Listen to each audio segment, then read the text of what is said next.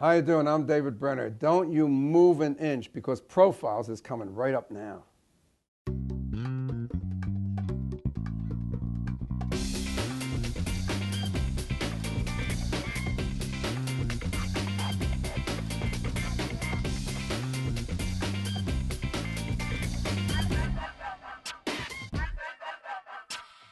Welcome to Profiles. I'm Marley Hall. Tonight's guest is comedy superstar David Brenner.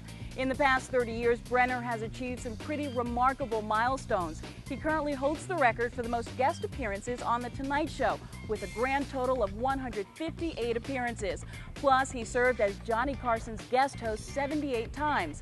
Plus, all the while, he headlined in Las Vegas since the early 70s. Coming up after the break, we'll join our host Mickey Burns as he welcomes the popular David Brenner to Profiles. Welcome back to Profiles. Comedian David Brenner's act has always been based on real life and current events. Critics call it observational humor, and it was Brenner's specialty, finding something funny about everything.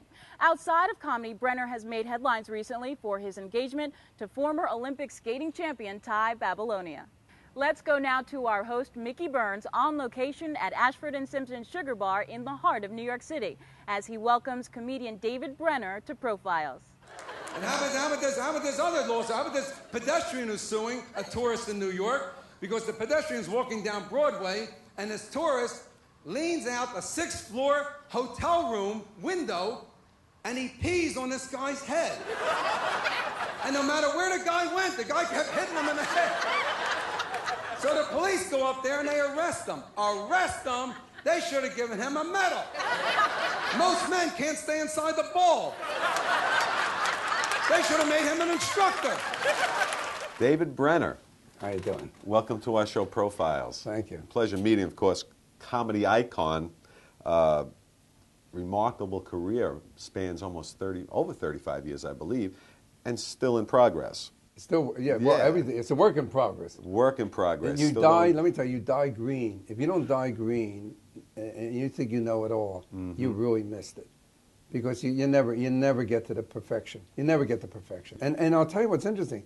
You learn something every time you're on stage, whether it's a good show or a bad show. You learn something, and you should. And if you don't realize that, you're missing out on something. Did you ever have a show that you felt was perfect from beginning to end, or there's always something about the show you feel you can improve on?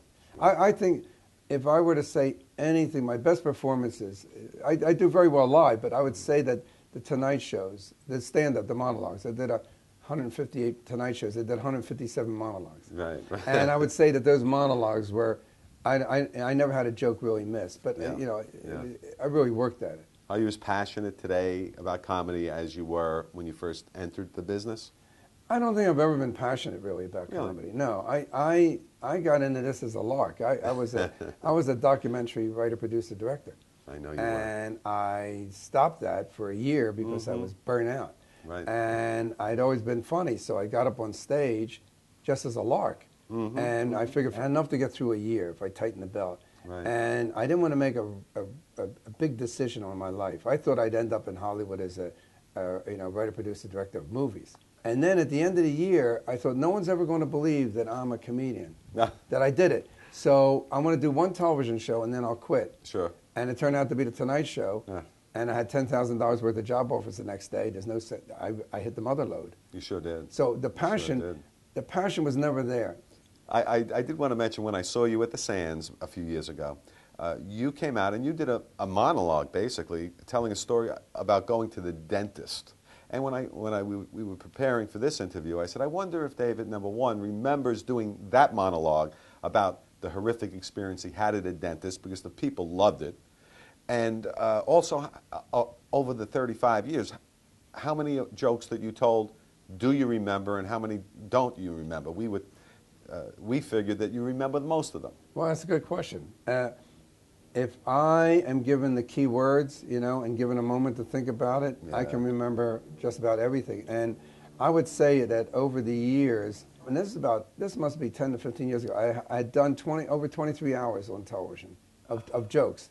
So what I've done by this day, and with current events and all that, But I could recall I mean, like the dentist routine. I remember that dentist routine because. Do you remember it? Well, the reason I remember it is because it was a true story. So, you know, by being a keen observer of people's anxieties, Right. everyone was like glued to every word you said and was sympathizing with you at the same, and it was funny. Yeah, thanks. Yeah, no, And it was funny. wasn't. See, that's what's interesting about comedy.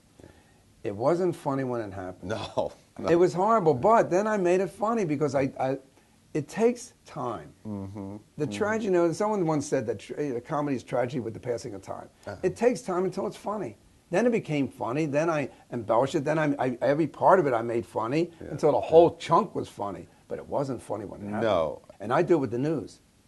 You know, if you pick up the paper and you read it for what it is, or you watch television news and you listen and watch for what it is, that weight, if you're sensitive about the world and about people, that weight can really bring you way down as close to the ground as you can get. You got to find the levity in it.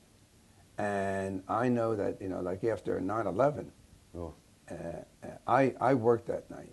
Right. Now, I know the headline was Vegas Goes Dark. That's not true. The entertainers were working. And I do remember you saying to the audience, I know, I read this, that I know why I'm here, but why are you here? I didn't know why they were there.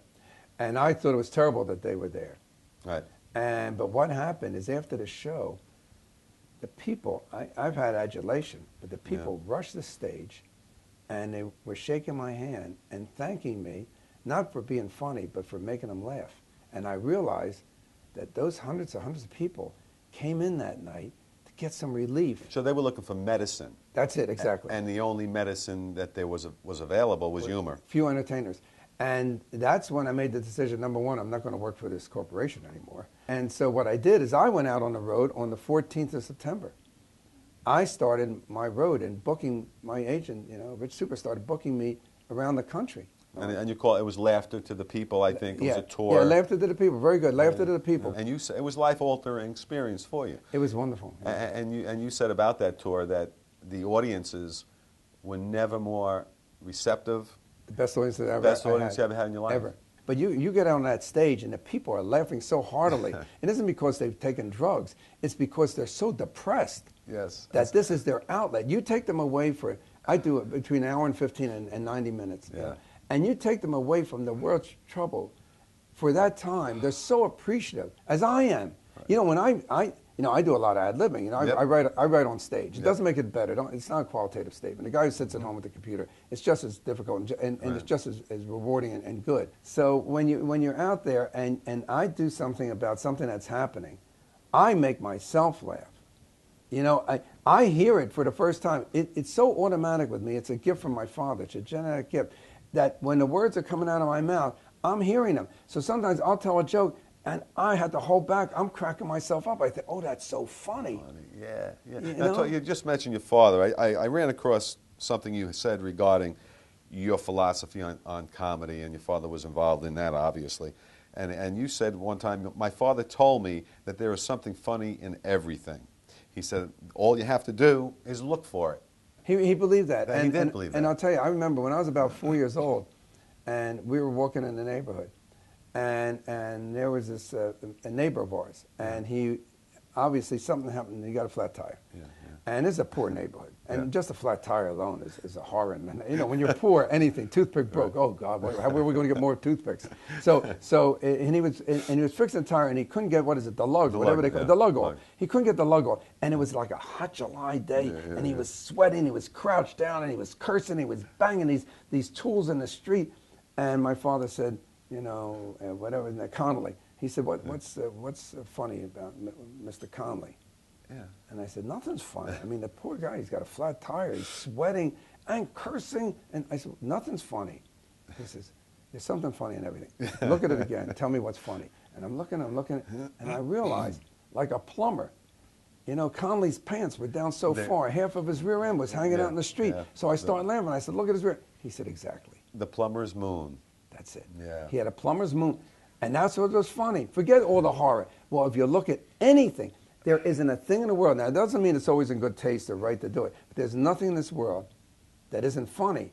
Now, some things you just leave out because it's your sensitivity. Sure. Saying, oh, we're crazy with the lawsuits, right? How many lawsuits can we have in one country? Oh, my goodness. Look at this woman, and she settled against her Monday. It settled against her for $31 million.